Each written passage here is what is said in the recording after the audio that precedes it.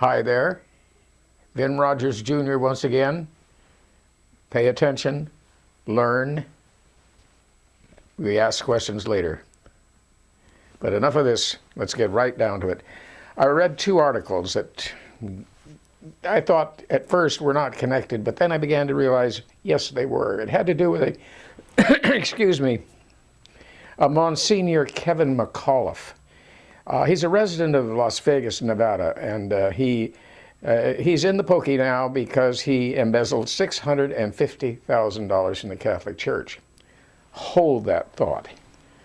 Now, on the other hand, we have a Supreme Court decision which was unanimous. Now, that's a very rare thing, folks. That doesn't happen very often. It really doesn't, not, especially given some of the wackos that are on that court right now. It really had to do with a person who was trying to get relief using the U.S. law on the disabled persons and so forth, and this person had a beef with the church, and the church took the position that it was really a private matter within the church itself and that she shouldn't be going outside, and the court in effect agreed with the church, saying something that churches, we don't want to go in there and start telling churches what their beliefs ought to be.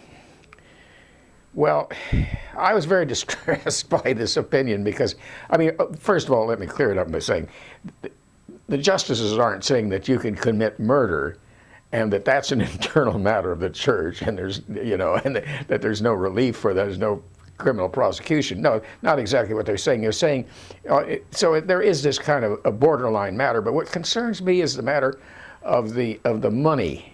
Money goes missing in churches in ways you can't imagine, folks. I mean, you really cannot.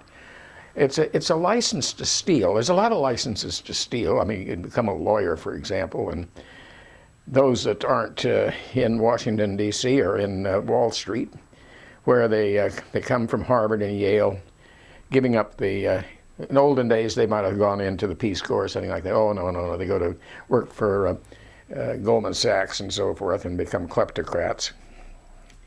Then there's these strange kind of halfway sorts of stealing money. I thought it was a very interesting one here in the state of California. Our Pacific Gas and Electric Company, we had an awful thing happen in a small town of San Bruno where there was an explosion of a gas pipeline. And quite a number of people were killed and just millions and millions of dollars of damage. It was an awful thing. Turned out they hadn't been maintaining the system. Turns out that there was $100 million that the Public Utilities Commission had said would be used for the maintenance of the system, in this particular case, these very gas lines. The executives of the company took the $100 million, didn't apply it to the maintenance of the system, but gave it to themselves as a bonus. What we have here is what is known as a kleptocracy. This was a word coined by a professor of geography, I believe it is, from UCLA. He talked about the kleptocrats. These are the people who steal by virtue of being the head of a community or a state, a nation, or a society, whatever. And as he says, actually one of the ways it's done is to have a religion.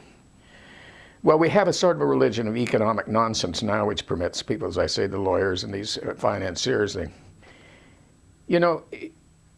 often thought that this saying is really true. If you steal $2,000, you're just a lousy crook, just a thief.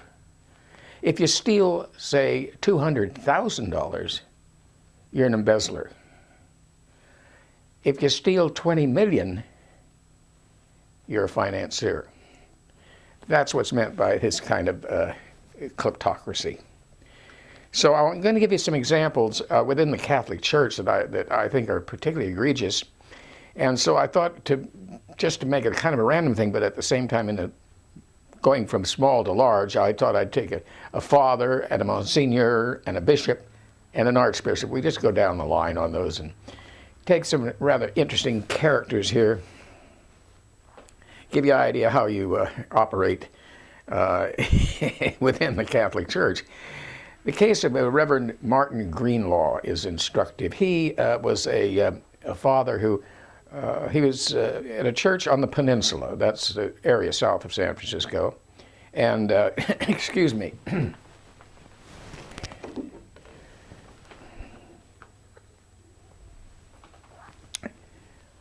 Unaccustomed I am to public speaking. Sometimes in my earnestness I lose my voice. My voice goes hoarse. And that is why I have, this is Wilberforce's Golden Gargle. Golden Gargle. So as I say when I speak,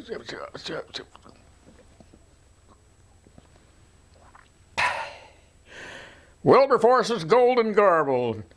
Gargle with this and you're in perfect shape. $1 for the 16-ounce bottle and $4 for the $5.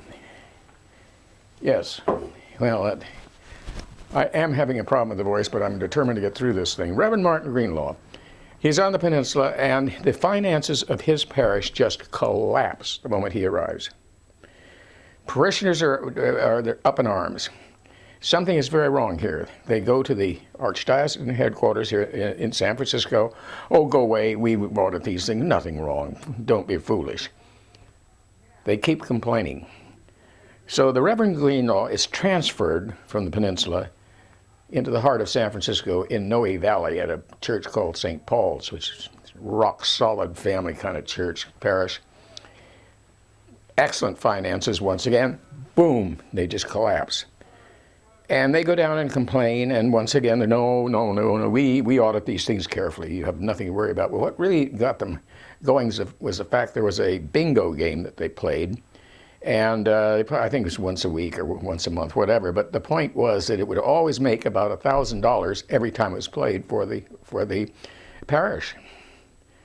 Now sometimes it made as little as $60, and sometimes went into debt. They knew there was big-time stealing going on.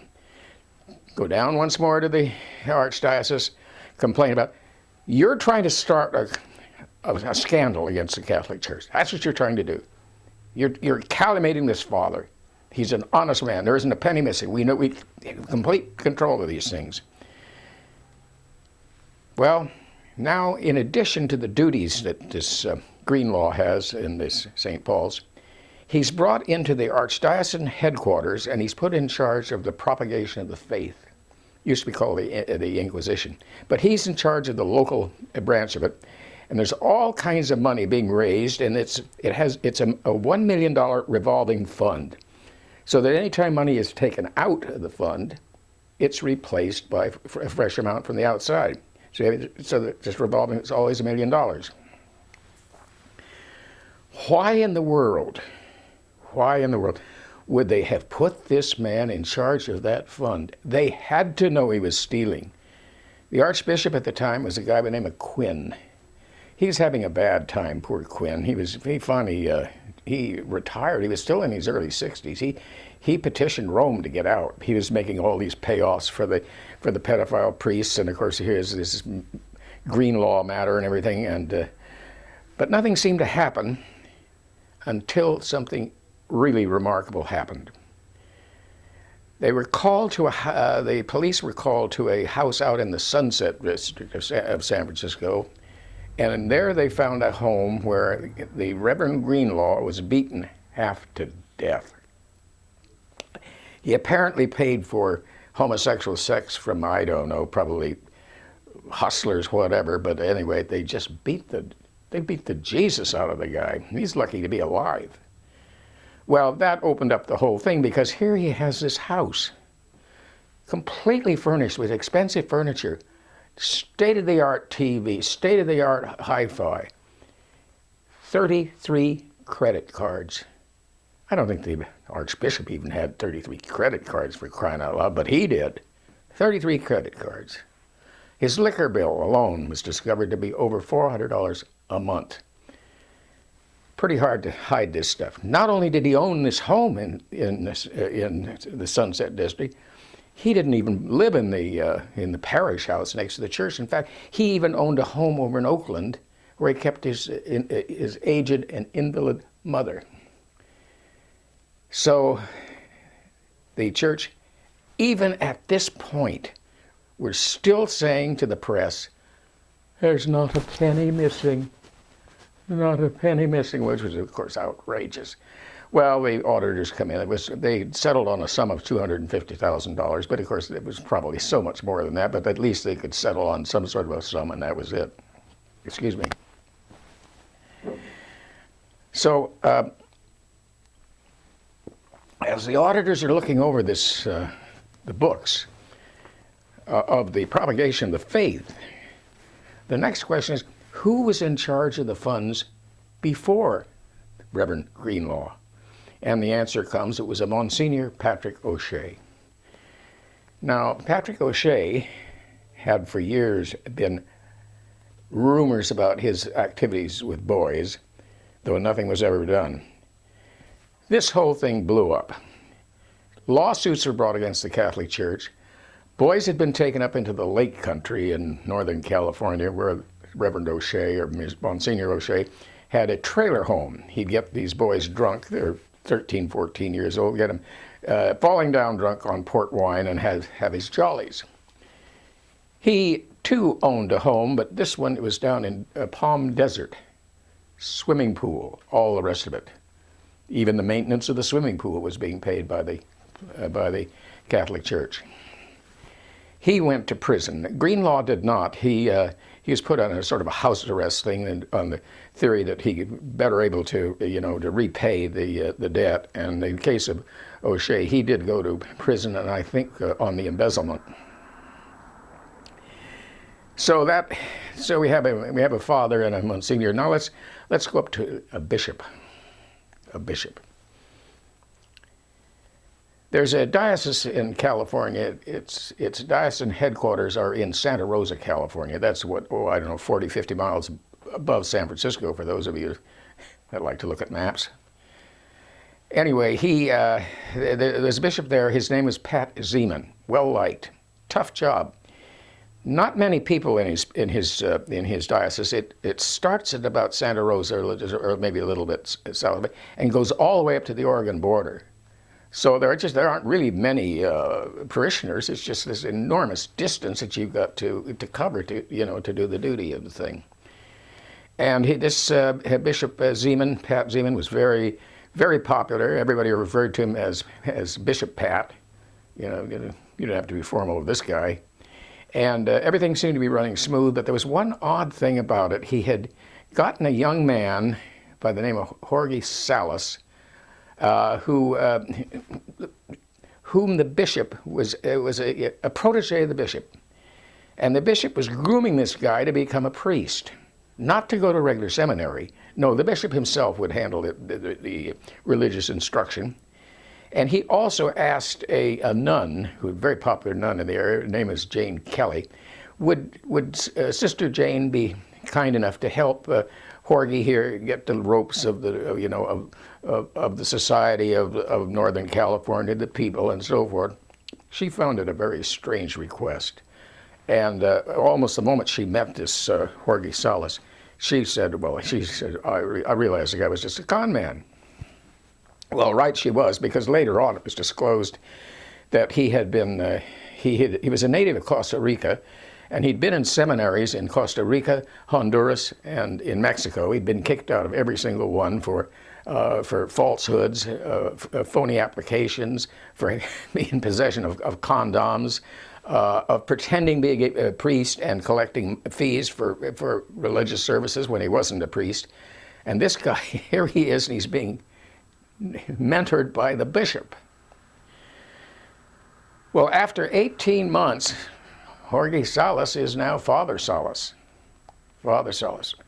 Bishop places him in far north of California, up at Bayou Caya. It's almost on the border of Oregon. So here he is, and once again, it's one of these things where the finances begin to collapse. And the resident father, excuse me, notices that something is going on here, and he consults with the chief of police in the area, a Captain Kiplinger, who is head of the police department, and they set a trap, and sure enough, they catch Salas red-handed. He's dipping into the collections, using it for all kinds of purposes, none of them having anything to do with the church. And they confront him. They get a search warrant. They find the money in the bags, and they had, in these money bags, and condoms, and pornography and all that stuff in a locked closet. It's at this point, you see, where the captain of police, what he should have done was to put Salas under arrest right there and then. Good Catholic that he was, he phones the bishop. The bishop says, "Do nothing, I shall come up and I shall attend to it. Say nothing, wait for me." Gets in his car, roars up to Ukiah, and he swears everybody to absolute silence. Say nothing, say nothing. So there you are. No arrests were made. There's no matter of restitution, anything else. No investigation. Zero. I remember that Captain, the cop, Kiplinger's wife said of him, she thought that he must be the dumbest man in Christendom to have been so foolish as to ever agree to silence, because he looked just awful when this whole thing did finally blew up. Now here's how it blew up. It's just so crazy you can hardly believe it. You can't get your mind around it. The bishop says, as this all comes out later, the bishop says to Father Salas, he says, "I got you out of this scrape, and any time I want, I can get you on a plane going back to South America without any priestly privileges or anything. You'll just go there broke, because I can bring these charges up against you that you were doing this thieving. And so as long as you're here, you'll obey me in everything. And one of the things I want is I want sex from you, and I want it any time that I call for it. And you're to wear this page device, so if I want it, you got to come." And that was the arrangement. And this goes on for a while, I guess, unto the point where even the Salas is at the point he's just absolutely disgusted with himself and everything around him. And he just gives up and he goes to an attorney. And the attorney advises that they what they do is wire the priest with a recording device and to meet with the bishop. And so they get this stuff down on tape, and some of the stuff is mind-boggling stuff. Salas says to the bishop, he says, "I didn't want to have all this sex with you. You're compelled. You've been blackmailing me to do this thing." And the bishop says, "Well, I know that's true, and I know it wasn't right." And the priest says, "It's not only that." He says, "You gave me a venereal disease." I think there's a wonderful gift from the bishop, giving people venereal disease. I love it. I wonder if they have a penicillin fund for the. But anyway, so this was the situation. So they go to the district attorney, and they say, I don't think they informed the district attorney that they'd done this wire business. But they wanted charges brought against the bishop for blackmail. Well, you can imagine the district attorney's office. I mean, my God, probably half the staff there is Catholic, and what are you going to do? I mean, this is just absolute dynamite. And so, of course, they start this song and dance. Lawyers are good at this kind. "Oh, well, we have to investigate. This is very complicated. You have no idea how." And just begging for time, just playing for time. Well, I guess this attorney, she was a lady, and I guess she decided she didn't have all that much time. So what she did was, she drew up a lawsuit, and they went into district court right there, into Superior Court, suing the bishop as a civil matter, and introducing this taped conversation as a proof of their allegation. Bang! Within 48 hours, Bishop Zeman is in a monastery in Arizona. A new bishop has been assigned to Santa Rosa. It's William Levada, the Archbishop in San Francisco. He has now got 2 jobs. He's the one who, incidentally, had been in Portland saying, while he was in diocese up there, he says, "The finances are fine. I hate to leave it after all these years. Certainly wonderful finances." By the time he came here, Portland was a bankrupt, paying off all these pedophile priest matters. Here he is in San Francisco, once in a dealing out all the dough. Keep silent, don't, take the money, shut up. Now he's in Santa Rosa, and he's called on to do something similar. Well, they were very expeditious. They put Salas on a plane, all right, with $500,000. Isn't that something? Can you imagine the little old ladies with their Social Security money, these poor people, they going, won't you help us with the work we're doing amongst the poor? Won't you help us? We need the money so badly. And for what purposes? Payoffs like this. Not quite the end of the story. Bishop Zeman was, there was follow-ups. The press followed him up there to Arizona, and they found out that he'd indeed lived in a monastery, but that didn't keep him from going downtown. He enjoyed karaoke. Why shouldn't a bishop enjoy karaoke? Everybody else does. After several years, he was still being represented by a criminal attorney from Beverly Hills. That was in case this thing came to light, but but also the fact he'd been an auxiliary bishop in the Los Angeles diocese under Cardinal Mahoney. He, that is Zeman, was the paymaster for all the monies going to get these pedophile priest matters under wraps. And I think the presumption was that he might be called before a grand jury or something like that, because Mahoney was in a deal of difficulty. And so here again, the church is paying for a hotshot lawyer, probably $1,000 money an hour retainer to take care of this disgraced bishop. Well, enough of that, except to say this: the Levada, as so many of the other archbishops would do, they say, "You don't understand. This has cost the church nothing. We have we have malpractice insurance. We have professional insurance on these. That's how those things are taken care of." Well, it was a lie. There was an insurance company in Vermont, newly chartered, and it paid out on professional malpractice. It was headed by a Monsignor Thomas Keyes, the former financial director of the Santa Rosa Archdiocese. Diocese, I should say. What you have here is laundering money. You simply send it to Vermont and turn around and pretend it's an insurance company to make the payment. It's just all phony. What happened to Archbishop Levada, I hear you ask? Did I hear you ask? Good. He is now the head of the propagation of the faith in the Vatican. He is the second man behind the Pope. He is potentially, could be the next Pope. What a wonderful character that's going to be, to reign over Christendom. Well, I've gotten you thus far, so now bishop. So let's go to an archbishop. This is Rembert Weekland. He's an archbishop of Milwaukee. And I make this story very short. He was so-called liberal. That is, he was inclined to have the mass said in a popular manner and, to modernize the church. But he was hard-assed in every other regard, I can tell you. He was very much like Cardinal Bernardine in this respect. He fought back against parents when they came with these charges against the priest. They'd countersue. Send detectives out on the parents. Seen the wife drinking? Seen any men hanging around? That kind of thing. This from the church. But that's the kind of thing he did.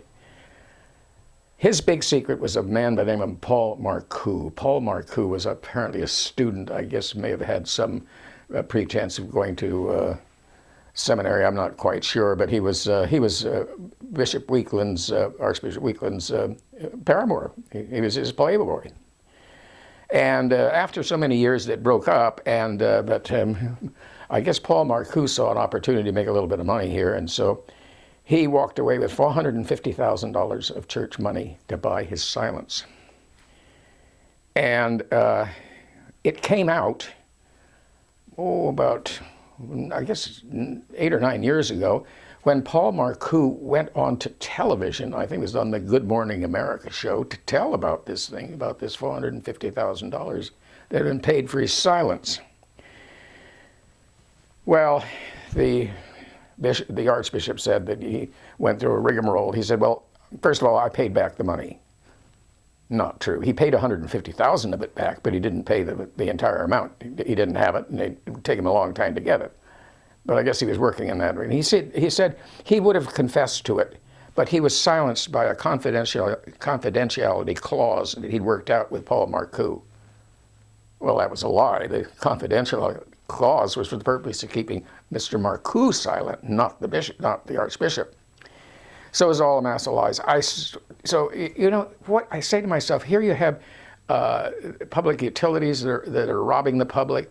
You have these banks that they're worse than gambling casinos. Things like Merrill Lynch and Goldman Sachs and so forth. And wouldn't you suppose at least there might be this island of honesty and sanity? The Catholic Church. These men are poor. They're perfectly honest. They don't have sex.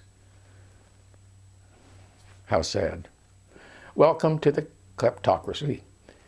And I'll see you another time.